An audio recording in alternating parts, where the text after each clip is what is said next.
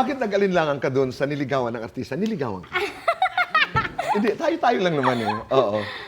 Ano po, mga confession lang po, ganon. Confession, Confession, yes. meaning nagsabi sa'yo Yes po. Opo. na siya'y nai-in-love sa'yo. Itago natin siya sa pangalang. Secret. Isa lang, dalawa. May nagsabi kasi sa akin, ligawin ka raw. Ay, hindi yun totoo. Taga rito? Apo. Dati po. Dati, Opo. pero wala na siya. Wala. Okay. Hindi naman umabot doon sa relasyon. Ay, hindi naman po. Bata Paano pa ka po. humihindi pag nililigawan ka? Focus po ako sa showbiz. Sinasabi mo na, Yes, sorry, magfo-focus muna ako sa trabaho. Yes po. Noong nagdesisyon ka umuwi ng Cebu in 2021, anong epekto nito sa mga magulang mo? Na kasabay mong nangarap, di ba? Opo.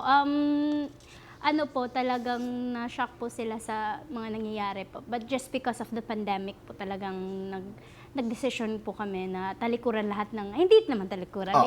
i-pause muna po lahat ng, I like that word. Pause lang. yes Oo. po, i-pause po muna lahat ng mga pinaghirapan po namin. Pansamantala lamang. Yes po. Paano ka nakabalik? Because right now you're doing AOS, Born to Shine, Yes po. and then The Clash. The Clash po. What a comeback. Yes So po. paano ka nakabalik? Mahirap pong makabalik, Tito Boy, kasi madami na talagang nanalo po ng The Clash. Like, sa season 7 na po sila. So, talagang hindi ko ina-expect na up until now, andito pa rin po yung mga humahanga po sa akin. So, pagbalik ko, talagang, Nagparamdam ka? I mean, or somebody called you to come back? Paano nangyari? yes po, nag-call po sa akin yung The Clash po, na pwede bang, okay ka pa? Are you okay na? Talagang tuloy-tuloy na to? Tapos sabi ko po, yes po, babalik po ako. At isa kang nurse na, di ba? Apo. You graduated? Yes po, Have you graduate. taken your exams? Hindi pa po. Next year po. Next year? Yes po. Well, good luck. Thank So you ngayon po. sa iyong pagbabalik, saan ka takot at saan ka excited? Takot po ako sa sarili ko. Kasi po, syempre po naninibago ako for the past 5 years.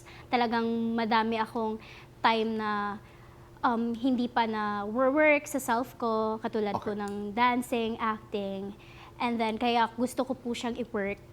Gusto ko pong ng time Okay. para talagang So mas para sa'yo yung takot? Yes po. Saan ka pinaka-excited? Excited po ako sa lahat ng opportunity po na darating sa akin. At ano po ako, excited ako na mag-yes po sa lahat. Say yes. Yes. Di ba? And you have to say yes. What is your song right now? Kung merong isang kanta na maglalarawan ng iyong buhay ngayon, ano yun? Yung Never Enough po. Maraming salamat. Thank you very much.